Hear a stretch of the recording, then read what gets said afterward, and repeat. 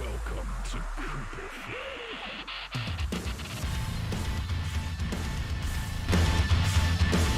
Holy crap!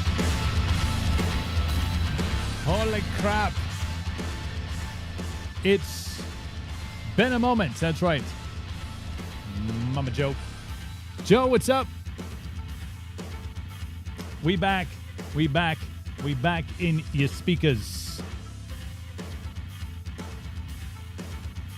Survived Epic Willys Adventure 2021. The Oregon Trail, we'll talk all about it. We're going to go through some pictures, all the things. For those of you who followed along, whether on my personal page or on the Epic Willys Adventure page, thank you. That was the experience of a lifetime. Joe, I know you were following along. Thanks for all the comments. Had a blast. Had an absolute blast. Oh, fun. Yeah, it was 2 weeks. Been on the road for 2 weeks. Running socials and doing filming for Epic Willys Adventure. Not much of the cellular and or Wi-Fi service in many of the places that we visited. But you'll learn to live without it. C-dubs. What up? Yeah. A hiatus to experience other things. Yes, sir. Let's check in with the other stuff, the other things that we've got going on here. And that's work. Is that working? Let's see. Does this work? Maybe not.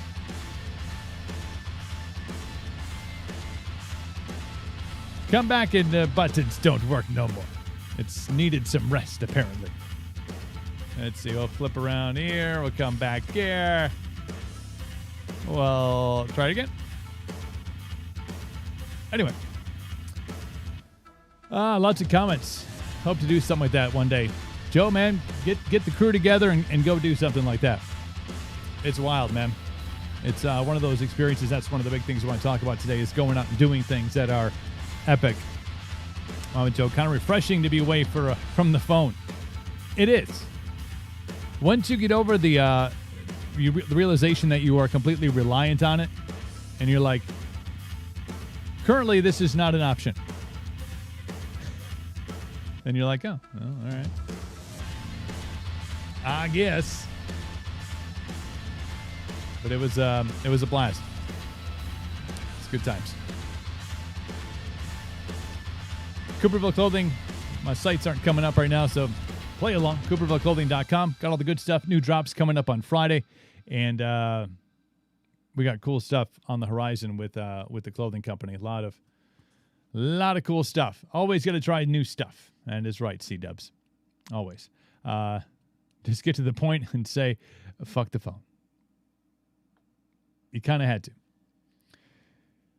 Captain Coop's Beard Company, can't say enough thanks to Nick and the crew who took it out to Riverfest while I was away.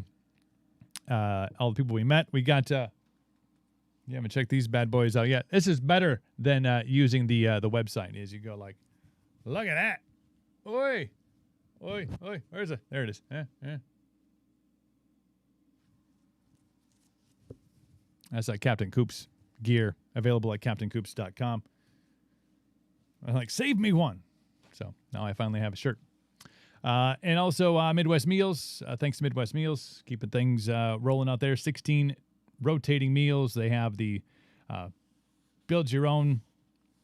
You can get protein by the pound. All the good stuff.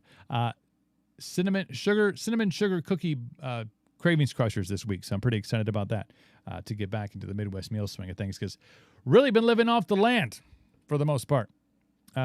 Cooking over fires and shit like that. I mean, that's why it really is one of those truly epic experiences, because for the most part, we were in tents or sleeping under the stars and making your own food. Either, I did have some propane grills and things like that, but a lot of open fire stuff, which is pretty rad.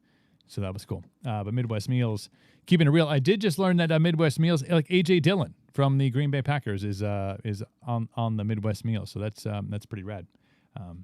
dude's going to be a baller this year for the Packers. That was weird for me too, because I've been a Packer fan since like Randy Wright, which was like pre-Don Majkowski, which were not good years. But I think for like the first time, like really was off the grid so far. The preseason like came and went and didn't watch a single snap. Actually, I shouldn't say that.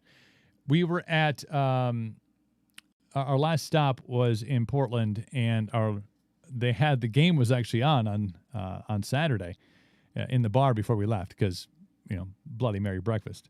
So I did get to see a couple of snaps. I wasn't too impressed, but it's the preseason, so what are you going to do? But that was wild. Another wild thing as well. But A.J. Dillon and Midwest Meals. MidwestMeals.com. By the way, promo code is Cooper at checkout to get 10% off your first order at MidwestMeals.com. So cool stuff. Hope you all have been well. So many things to talk about. And we'll get into talking about Epic and how rad that experience was, and really how doing things, maybe not to that extent, because there's a lot that goes into planning something like that. There's a lot that goes into being away for 16 total days, almost 17 when you count the fact that we flew out at midnight from Portland at midnight on Sunday morning, technically, and I didn't get home till after 8 the next day with the time change and all that stuff. So there's a lot of components and a lot of things, but to get out and experience not just the West, which we'll talk about, because the West was beautiful. Really some undiscovered country that you don't even think about because it's not really sold to you as like, nobody knew that Idaho was, people knew, because I was told after the fact that I posted something about how beautiful Idaho was. But the portions of Idaho we went through, I was like, holy crap. Mountains and big gorges and the Snake River Valley and Twin Falls and just beautiful, beautiful country out there. So we'll talk about a lot of that stuff. But the maybe the greatest thing was I kind of talked about not watching any of the Packers preseason, which, whatever, it's preseason. But I think really being detached from the things that were going on in the world, in the country, in the world over the course of those days. I mean, we'd get blips because obviously running social media for Epic Willys Adventure, I was on Facebook posting things. I was on Instagram posting things. So things would pop up, but really tried not to indulge too much in reading into stories. And, people were commenting kind of back and forth on a few things, but to really just go and experience that trip and the people from, we did 10 states, across 10 states in 16 days. That includes the trailer trip down from Wisconsin down to Missouri, and then basically Missouri, Kansas, Nebraska, Wyoming, Idaho, Washington, and obviously Oregon. So all of those states, and not traveling and or stopping in any of the major cities. We did have some time in Kansas City on the first night and some time in Portland and the surrounding cities on the last trip. But really in between that, the meat and potatoes of the whole trip was really spent on the back roads and the trails and the alternate routes of the trip from Independence, Missouri to Oregon City, the original Oregon Trail. We stopped at all of the cool places, including Chimney Rock, Independence Rock, Fort Kearny, Fort Laramie, all the major historic places along the Oregon Trail. And so even at those places that have kind of not become necessarily tourist destinations, but they have the visitor center and they have all the info, but you really understand the magnitude of that original trip and then all the people who have made their way there since. And Register Cliff was another place that we stopped. Just super rad to see that and to really get a chance to interact with people who are just out like experiencing their life, just doing their life. Very little bullshit, very little political agenda. We stopped at a bar where apparently smoking is still allowed indoors. We're like, whoa, what's this? This is weird. They're like, whatever. We don't know. Like, COVID never stopped there, They also don't have a police department, so it's a win-win. But really cool to see just the functionality of the United States when it's not seen from above, looking at it through the fishbowl that is social media. My watch is talking to me. I'm not talking to you. Watch the robots, man. No robots listening on that trail. But to see just kind of life happening, and we stayed on a ranch, the Gallo Ranches in Wyoming for a night, and they're just, 13,000 acres. They have a ranch. They have cattle. They both ride rodeo, and like they were just like totally rad people. We stayed at the Windy Sage Farms in Idaho, Oregon. Was that I think that was in Oregon. It's like,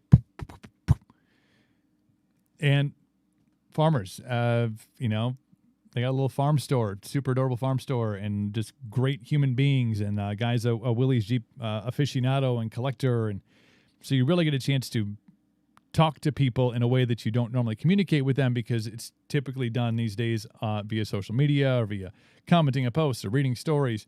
These people are just doing their thing, Very little conversation about mandates and all this stuff. It was brought up. It's a normal course of conversation, especially when you get, 13 people together and plus some locals together. The conversation does come up.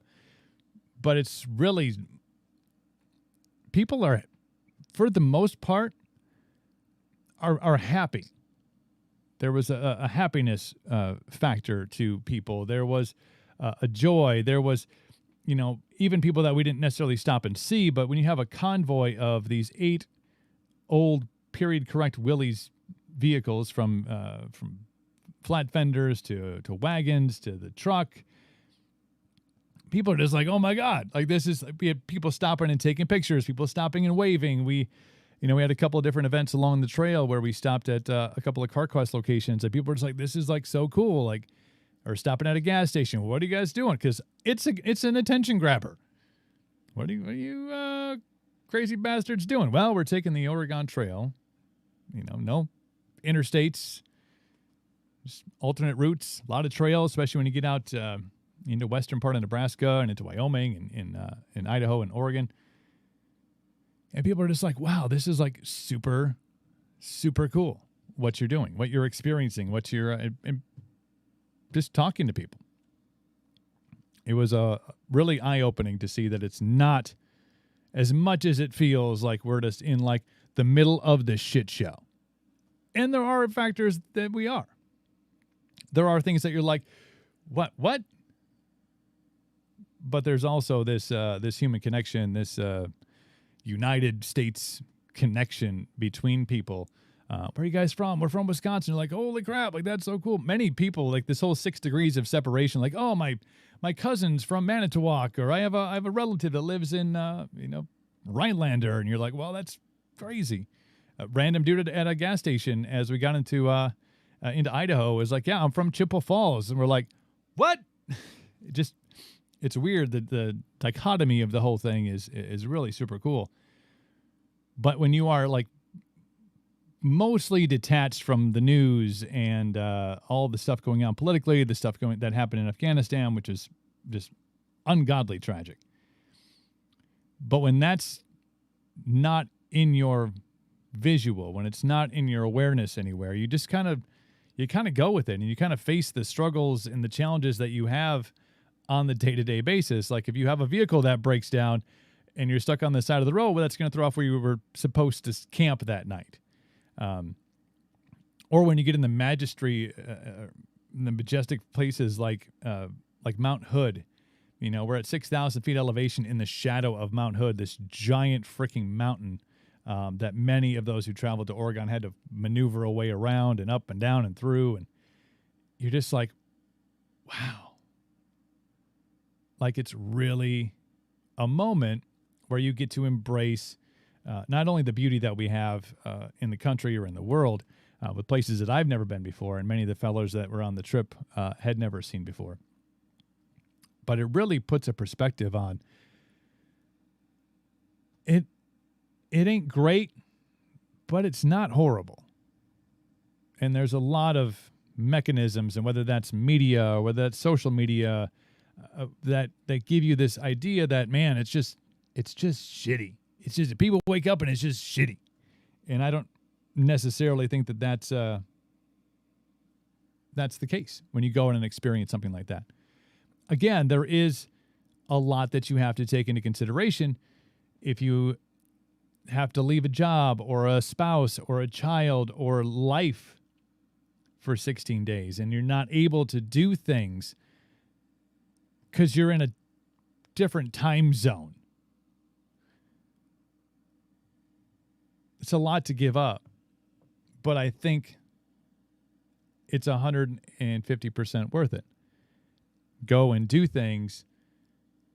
Try to get as squared away as you can before you go, but realize there's going to be things that come up that you're like, I can't handle it right now because I'm 7 states away. I can't handle it because there's no cell phone reception. We live in this world where you're always connected. If you're not on Wi-Fi, you're definitely at least connected to your cellular network. And when you have that like moment on that specific road that you have to travel, and you know there's like a half a mile where the reception's kind of shitty, like this was. I mean, we went times when there was 24, 36 hours without really any reception on your phone. No text messages, no phone calls, no social media, no uploads, downloads, nothing. You could take pictures. And that was about it.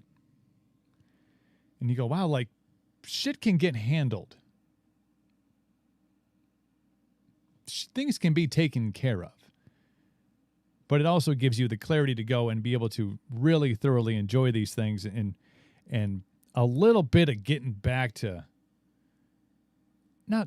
survival is a strong word. Dealing with elements that you're not typically used to dealing with. It gets cold in the desert areas of the West at night. It gets really hot. We had a 3 or 4 days in a row we were in triple digits inside of vehicles with no air conditioning that already run hot, so it's feels like 120 degrees inside of your ride, and you put your hand out the window to try to get some air in, and the air is still hot and dry, and you're like, ugh. Then you're like, what? So what? That was hot for that day. We have modern conveniences now where as soon as it gets too hot, we turn the air conditioning on. As soon as it gets too cold, we turn the heat on.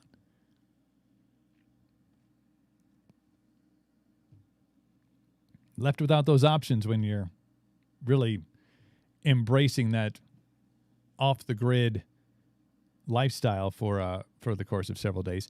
But you're really not. You're probably not that far away from having reception again. There's probably within an hour, probably a restaurant you can go get some food made at, but I don't know. We had some amazing meals that were cooked very primitively. And you really can't go wrong with bacon over an open fire for breakfast. I mean, you just can't. Some potatoes in a skillet, some bacon, a little cheese. But thanks. But it also gave me a lot of perspective on going out and doing things that are big things, that are more than what the typical person experiences. And it's not for everybody. A lot of the commentary we got was how cool this thing was. Like, oh my God, this is so cool. I want to do this. And you're like, well, there's this, and this that you have to deal with. They're like, no, I'm good. Plop back in their air-conditioned car at 105 degrees in West Nebraska. Peace. Or people were like, man, if it wasn't for this, and this, I would jump on board this train. I'd get my old Jeep and I'd be a part of this. This event was supposed to happen in 2020. Epic Oregon Trail was supposed to happen in 2020. And it didn't because of obvious reasons. We ran into plenty of COVID-related, I don't want to say challenges, alterations. We had to experience things in a different manner. Things weren't open. Things weren't available. There were restrictions. But obviously last year was tenfold And I was thinking back to where I was in my life, early part of last year, spring of last year, and even into the later portion of summer last year. I'm like, I don't know if I would have been able to commit to that, or if I would have had the ability to say, I'm going to go and experience it. Like it takes, I think, personal growth to get to a place where you're like, I'm going to go and do this, hell or high water, because this experience is something that I'll be able to talk about, not just about the things that we saw and the things that we did and the way that we did things, but you just evolve as a person. You realize, like, I don't really need all of these modern conveniences at all times. Now, trust me, sleeping in a bed was amazing. Sleeping in your own bed after being not in it for 17 nights is pretty amazing. Waking up in the confines of your own home and with the people that you love and with all the things that you're like, oh, look, a refrigerator, ice cold water, I'll just get it right here. But you have a new perspective on the things that you can get by without having. That it's okay to put the phone down at the dinner table. That it's okay to go and do things, and if the weather is a little not perfect, you don't bail on it. You're like, how do we adapt to this? How do we get through this and still make it the best experience? One of our first nights camping when we got, I want to say it was in Nebraska. My screens are coming up, so I really can't necessarily share the photos with you. I mean, I guess I could try, but we'll work on it. But we found this really cool camping area on some BLM land, and so it was like this cool area where we got to circle all the Jeeps, circle in the wagons. It was super cool. Then we found this pathway that led to a beach, that led to a port of the North Platte River, which, by the way, is pretty much goes for almost the entire western portion of Nebraska through Wyoming. It was like, oh, it's the North Platte again. We crossed it like 100 times. But you're camping on this beach, on this river, in the middle of no electricity, no power sites, and and we built a fire right there on the beach, and we were eating MREs and telling the stories of the first couple of days and looking at the skyline, because there was like this part of the sky that was like super clear, and the part of the sky that was lightning. That's maybe heat lightning was brought up. Which, I mean, yeah, it looks like it was just like staying right off to the directionally, I couldn't say it. Let's say off to the west. That did not remain the case throughout the course of the night. When it downpoured and thunderstormed, and you had winds and lightning, and people that had thought, it's going to be fine. Like I had my little 2-person pop-up tent that I put up, but I left the rain cover off because I was like, wow, cool. Like on a beach, looking up at the stars through the vented screen on the top. A couple of guys just sleeping bags out on the beach. Whoosh, a lot of people take that and go, I'm out. I'm out. Nope. You learn not to bail on things. You're like, well, so it's kind of going to suck because everything is going to be wet for probably a day or two. And you're going to unpack your roll, or you're going to unpack your tent or your sleeping bag, and it's going to be a little damp. And trust me, after 16 days of sleeping in it, it doesn't smell the best either. But you're like, you just adapt. Just make some, not even changes. You're just like, well, this happened. We experienced that. That's what makes it epic. Is going through those experiences. That's what makes it not taking a trip out west via airplane or modern vehicle, or staying on the highways and stopping in hotels and still experiencing the trip, but doing it with as many modern amenities as you possibly can. This was like, shit hits the fan, and you deal with it. Simple as that. And then when you have breakdowns, there were many. There was tallies on each vehicle. You have this anticipation that you get up with every morning of like, man, cool, we saw like these really cool things today or yesterday, and then today we're going to go and experience something even cooler. And then when you end up broken down with one of the vehicles, because we stayed together as a cohesive unit, you end up with a broken down vehicle for several hours. You're like,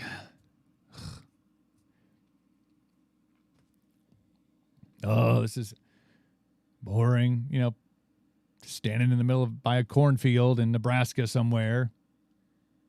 But you find ways to make the best of it.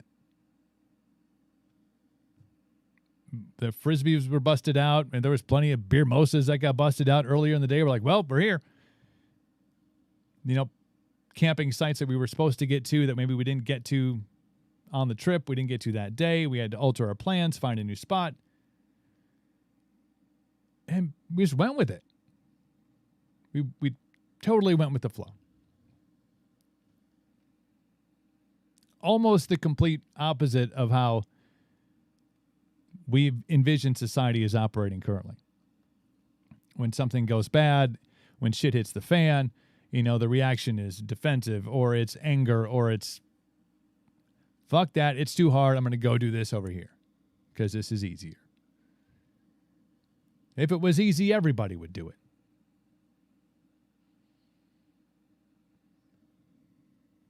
But then you don't have that stories, or those stories of this and that. Even when you try to recap it, we did a recap on the base of Mount Hood, kind of going day by day and capturing all the things. And it's like after that, you're telling kind of the major stories. Like, oh, night 1 we had this, and night 2 was this, and day 3 we got to see this, and we experienced that. And then like as you get done with it, you're like, oh, and then this. Oh, and then that, we saw that. You know, we saw a group of real legit cowboys doing cowboy stuff, herding cattle on a field in Wyoming, and we're honking at them, and they're waving. We're like, this is amazing. There were so many of those moments. So many little towns that you drive through, and like you realize that what you're doing is probably the biggest thing that's come to that city in a decade, 2 decades, since the Oregon Trail. You guys are doing what? And everybody was super cool. Everybody was super helpful. Breakdowns on the side of some random road, and you're like, this farm looks like this guy has a bunch of stuff that maybe could equal some help. Maybe he looks like a guy who has a welder. Maybe he's a guy who looks like he has a tool that we don't have. People are like, yeah, what do you need?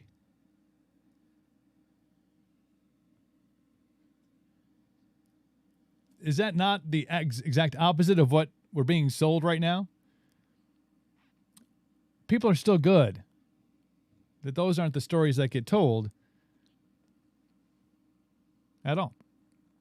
Sad. Legit sad. That you don't get to hear those stories from the road. Unless you listen to this fantastic program.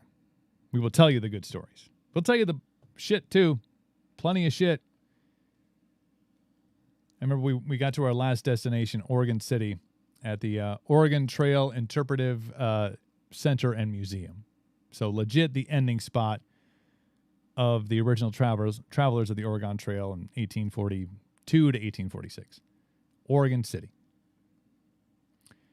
And we did the tour, and they give you kind of this guy dressed up as a figure from that time period, and he tells kind of the story from his perspective of when all these American settlers are heading west, and the ones that went to California and the ones that went to Oregon, and you kind of have a moment when you're hearing that you realize all that you've traveled through. Not to harp on Nebraska, but until you get to the western part, it's a lot of the same thing. It's like cornfield on one side and meth on the other. But you get to western part of Nebraska, and you're like, holy crap. The topography starts to change. You're getting into higher elevations. There's rolling fields and there's cliffs. You're like, how did this get here? It's beautiful. And again, we're not taking the highways. We're not taking the big cities. See, Mama Joe, you're from like a metropolitan area. We're literally like in the backwoods of Nebraska. We didn't get to anything that resembled a city. The city we stopped at was that big, and it had 2 gas stations and 1 bar. And then corn. And then you get to the other side of the state. Again, outside of the cornfields, and the elevation starts to lift as you get closer into Wyoming. Soybeans, that was the other thing we saw. A lot of soybeans. And to be fair, Mama Joe, we only ran into like 3 meth heads, and they were all in the same vehicle. I know because they followed us from like the side of the road where they were having a domestic to the gas station. And the dude came out with a cat on his shoulder.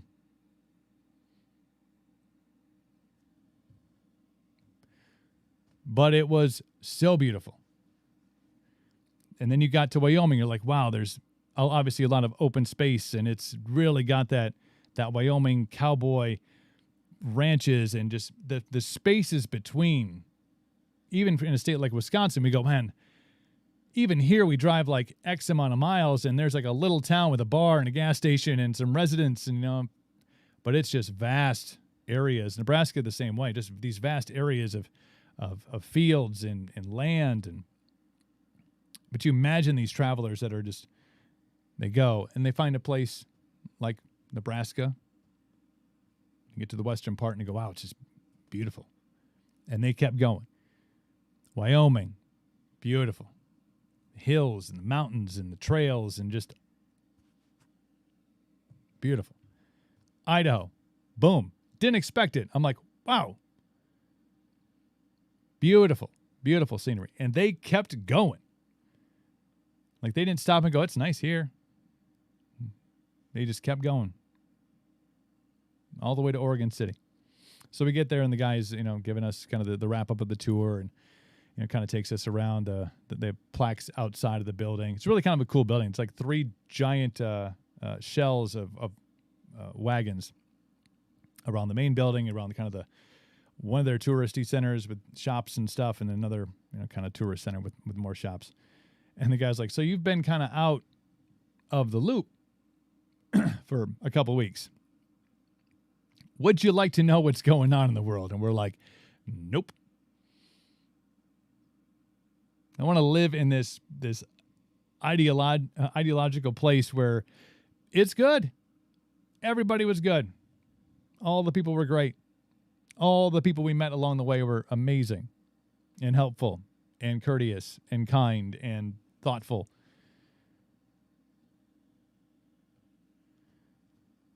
I don't want to know what's going on in the world. Then we got to Portland. Portland was our final stop on the trail.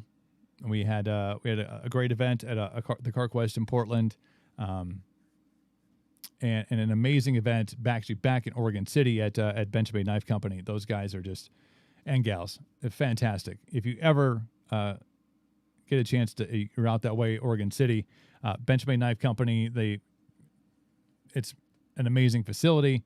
Hopefully be able to do the full tour. We were not allowed to just because of government regulation that actually went into effect on the day we got there.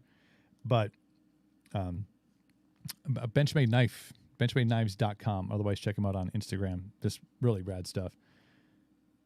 So we kind of did those things, but then you got a chance to be in Portland. And man, I don't know if anything else makes you appreciate not only being from Wisconsin, not only being from here and from a smaller community, close enough to Minneapolis, St. Paul, where it's, an hour and a half drive-ish to get to the airport, to get to, that kind of scenery. But I stopped watching the news when I was in Panama City Beach in May, and I mostly stayed away. It's very refreshing. Didn't realize how negative it really does. It has a huge negative impact on you. And it trickles down. You watch like a news show and they just talk about good stuff. No, most news outlets, from what I remember, because it's probably been 2 years since I've watched a news broadcast, most of the time they do the good story right at the end. And here's one good thing. 21 minutes of shit bad things that are happening. We got one good story for you. I've given you 13 in 38 minutes. But good for you, Mama Joe. Staying away from the news. But you really appreciate where you're from. If you're from a nice town, a nice city where, even though things may be not ideal, it's still like, hey, there's not tents lined up along the highway. There's not things on fire. There's not places where you shouldn't park your vehicle, even though it's a 1951 Willys truck, for fear that they may strip it for parts.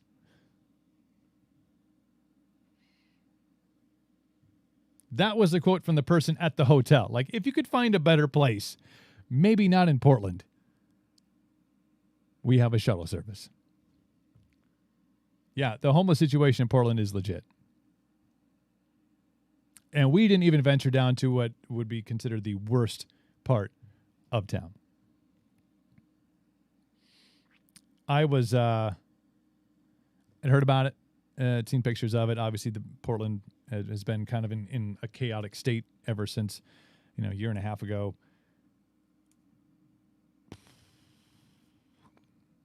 Yeah, it is a real eye-opening thing to see. I mean, lining up along the fence line. And again, we didn't get off at any of those exit ramps. We got off at like the exit ramp where the hotels, there was a hotel and the mall. So you're kind of in a more populous, I'm going to say not even upscale necessarily, but you have kind of this place where it was a little less prevalent. Oh, we still were told not to park our vehicles there. Like, don't park there. But you get up a couple of exits, and it's, lining the fence lines. Tents and shopping carts and people yelling at their blanket. I witnessed that at a stoplight. I'm like, this person was yelling at the blanket. And you're like, what happened here? It's unbelievably prevalent in Portland. Again, we didn't go down to the worst sections. I mean, we talked to the police in Oregon City while we were there, and we heard things about Portland. Is that just like rhetoric? Like, and he's like, no. Here's where you can go, and here's where you really shouldn't go. And like specific areas, locations, like stay away from here, stay away from here, stay away from here. Now he did say, well, there's 13 of you, mostly bearded, tattooed dudes. Might not get as much flack, or might be a little more intimidating. But he's like, it is probably worse than what you've heard.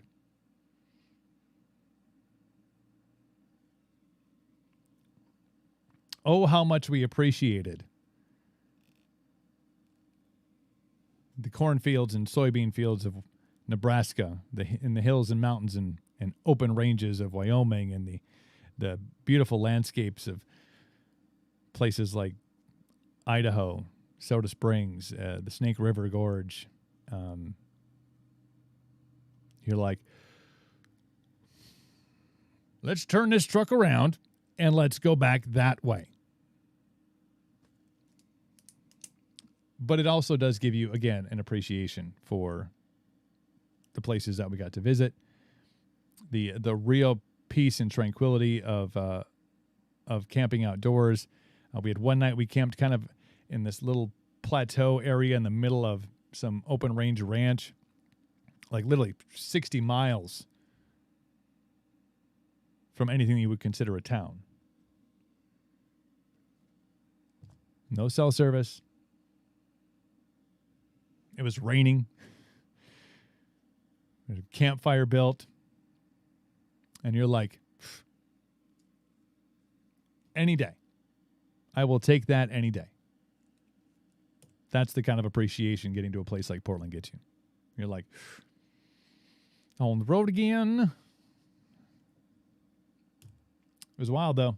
An amazing time. Plenty of epic stories that I'm sure will find their way into more conversations as we have these. If you don't already do so, Epic Willys Adventure on Instagram and Facebook, epicwillysadventure.com.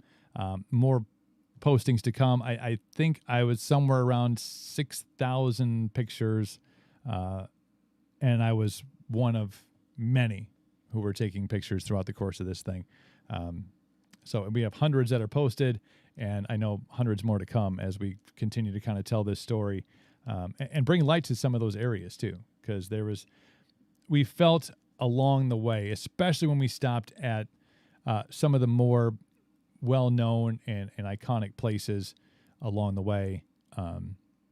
Even at the end, people are like, man, just thank you guys so much for keeping this, this story from 1842 alive and kind of re-shining the light on it, because it's one of those things that it's a video game that some of us played in school.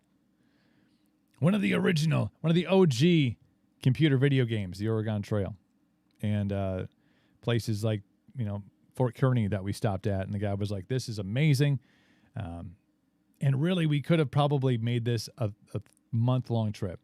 There are so many other places that you don't really hear about, but you talk to a local, and they're like, well, here on this person's farm are some of the ruts. Some of the ruts where they had to, basically put the brakes on the wagons and slide them down the hill. We saw some at Register Cliff. It's just, it's insane to think about the number of wagons and people that traveled over these locations. But there's so many more we could have visited. We never would even went to Register Cliff if it wasn't for, Vicky, the owner of Vicky's Bar, the one bar in Fort Laramie, and her husband, Will. It was like, you got to come and see these places. How come they're on your list? I'm like, well, so many places. But it was cool to have that kind of appreciation for continuing on that story of the Oregon Trail. And I think the Great American Road Trip, the getting in the car and going and driving somewhere and taking the back roads, taking the dirt roads, camping underneath the stars, cooking over an open fire, doing it not primitively, but to the extent where you're like, I understand that there's so many things I can live without now, or manage to get by without for an elongated period of time, because you think if you don't have something, if we don't have air conditioning, we don't have our phones, we don't have television, we can't watch the game, there's not a fast food restaurant around, like, oh my God, it's the end of the world. And then you have to go without it, and you go, it's not the end of the world. Made it through. Everybody back home, everybody was okay. Probably stronger for it. I don't know. This is can't. Just go and do it. Go do epic stuff. Live epically. Because those are the stories that you tell the kids or the grandkids, or you go to a place and you're like, man, I can't wait till I'm here with this person. Or I can't wait to come back here and experience this with my family, or experience this with whomever. Because without that, those places, we weren't waiting in line to go into to Chimney Rock. We weren't waiting in line to go to the top, climb to the top of what did we climb to the top to? Independence Rock. There were people there. Not many. Twin Falls, though, in Idaho, a lot of people there because it's pretty spectacular. Pretty beautiful place. Cool. Epic Willys Adventure on all the social medias. Go and check it out. Follow along the trip, or follow the trip that was, and expect more to come on the socials there. And we'll start planning the next Epic Willys Adventure. Coming up tomorrow on the show, country singer-songwriter Matt Jordan joins us at 5:10. and we will talk about music. We'll talk about life. We'll talk about parenthood. We'll talk about all the things tomorrow on the show. Mama Joe, C-Dubs, everybody who's watching right now, thank you so much. Appreciate it. Enjoy your Monday evening. And I believe August is almost done. Tomorrow's the last day of August. Wildness. Let's get out of here. Peace. Has it been a while?